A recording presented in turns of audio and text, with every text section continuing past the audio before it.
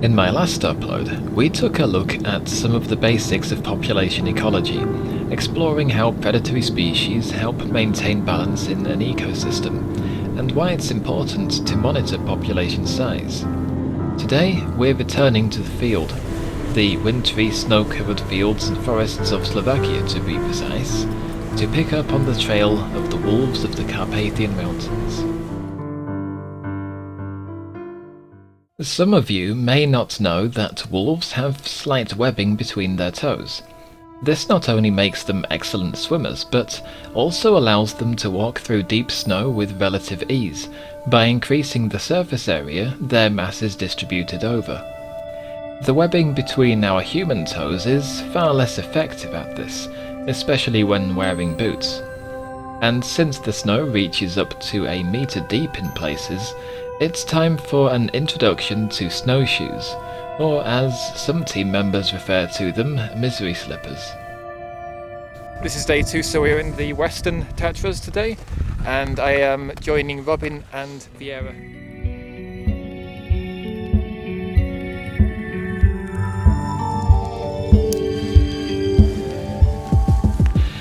It's a strange feeling walking with a pair of plastic tennis rackets strapped to your feet. But from my own experiments off camera, I can confirm that the alternative is akin to walking up an endless flight of stairs made entirely of syrup, as the snow closes back in over your feet, effectively burying them again with each step. No, 2 bones through. So I first identified these as roe deer tracks, but Robin has very carefully pointed out that roe deer make a much bigger hole if they disappear through a snowbank, and this would actually be a stoat. Am I right? Yeah, well, the giveaway is it's tunneled through the snow. Yeah, and it comes out over the other side. Amazing, right? Not everything is as obvious as a mustard-sized hole in the snow. Take a look at the tracks on my left. That's a very strange pattern for an animal to leave. They don't seem very consistent. So this is another interesting thing, Peter. That's 2 different tracks in one, and here they split. So the one on the left, now that it's separated, you can see that's clearly a hare. So you've got the 2 bigger back feet actually imprinted in front of the 2 smaller front feet, and then this one is something different. Is that striding or is it jumping? It could be a marten bounding, because it comes over to here. Actually, it's gone under something very low and then back to the hare track. So it could be marten, I think. So you think the marten is using the hare track to move easier? Or it might be chasing after the hare. We actually, in one year, we saw tracks of a hare going along, and then the marten came from this side, and when the marten got to the hare tracks, it suddenly changed direction and accelerated after the hare. Wow. Although it's more cinematic to walk alongside the others, after about a kilometre I have to give in and fall back in line. There's no sense in breaking 2 trails, and just like the wolves, we can alternate between leaders to help share the work.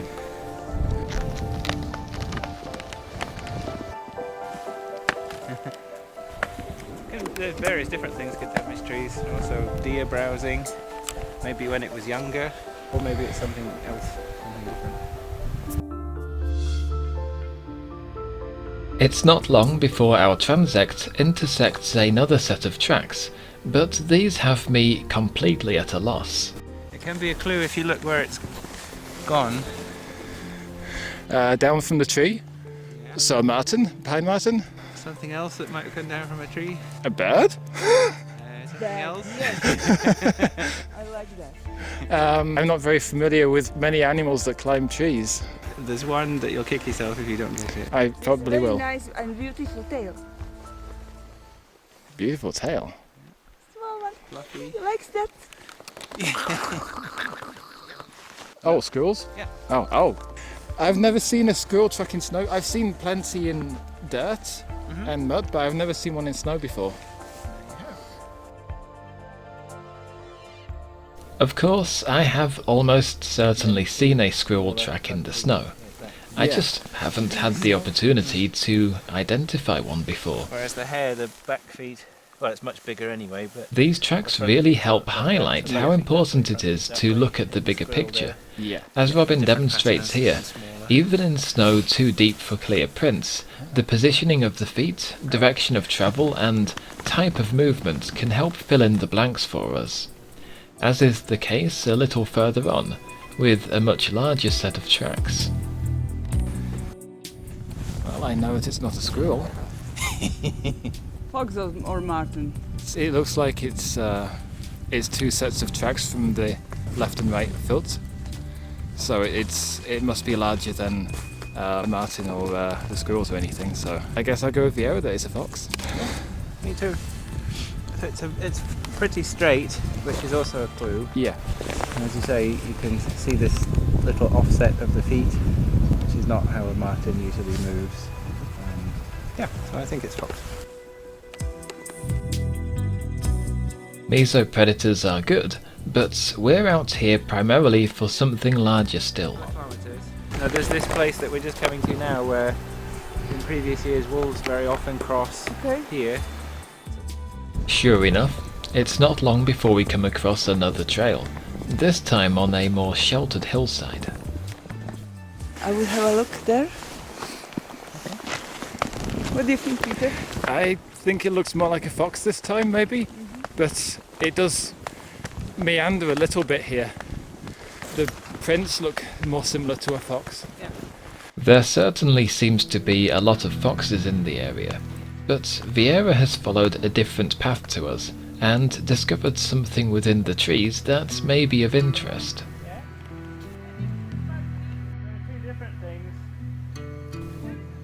With some uncertainty this time as to their identity, we begin following the trail back through the forested slopes. This is fox. That one. And it was going from your direction. Yeah, we were looking at the same. Yeah. We saw it too. It really seems different than the fox. One of the tracks we're looking at crosses over the road a bit further up, I could just see it. Since most of the roads are ploughed clear of snow on a regular basis, it can be easier to distinguish the features of a set of tracks when they cross over its surface. However, on this occasion that isn't necessary.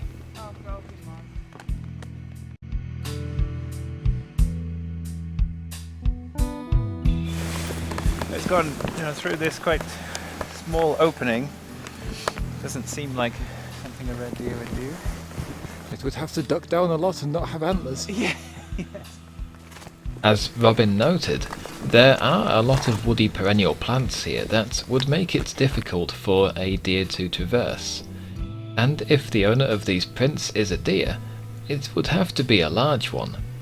This means it's either a red deer behaving strangely or a large predator.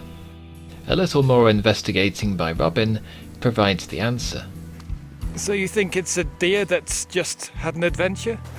Possibly, yeah. On here, like it's come underneath these fairly low branches. But there's a little bit of hair caught on one of them, and it's deer hair. Ah. Yeah. And the individual prints do look more like hooves than paws. Yeah. So, yeah, it's kind of an unusual way that it's chosen to go, but it just to me it looks like red deer.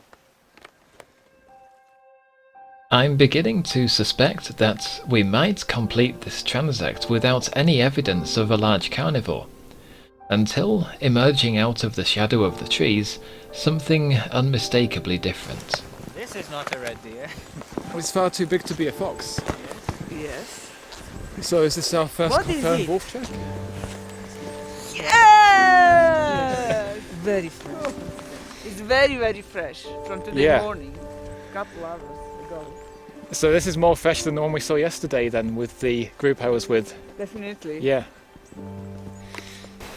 Well, for me, the first two things you said I totally agree with. The third one, I'm still thinking about. It can be Lynx.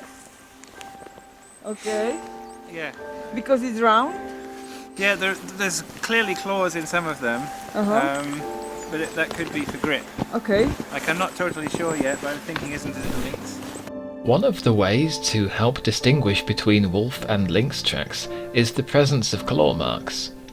Unlike wolves, lynx can retract their claws whilst travelling, but on slippery surfaces, such as this one, they'll extend their claws to gain purchase. The prints also straddle slightly more than a wolf's. That is to say, the width between the left and right paws is greater. Side by side, the difference in shape is very clear.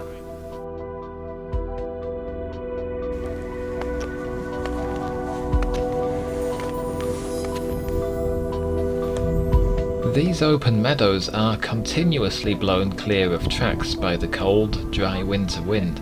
Skirting their border, though, I am rewarded with my first large wild animal sighting of the trip. You can just see them through the trees. I think they're roe deer. I saw at least 3 or 4. What are we looking at here then? Is this where one's rested? Or is it foraging? Yeah, well, it's one of those two. I think it looks quite like a resting site to me, a little bit. Deer scat? Yep. Yay!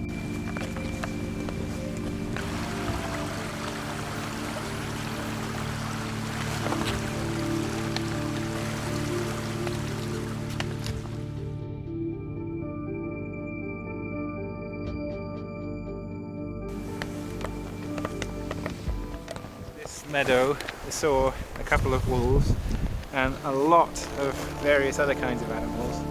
Yeah. Loads of deer, wild boar, foxes, badgers.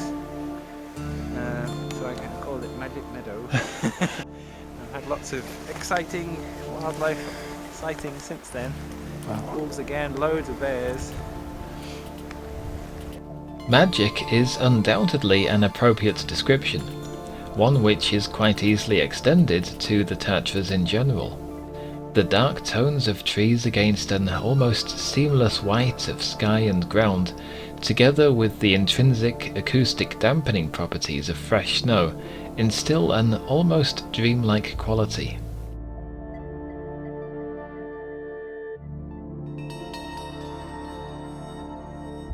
If you would like to know more about Slovak Wildlife Society's work, or take part in the 2023 White Wilderness Volunteering Programme yourself, follow the link down below in the description. And don't forget, you can help support the work of this organisation and others like it by liking and subscribing to my channel, or maybe pay a visit to my shop linked below.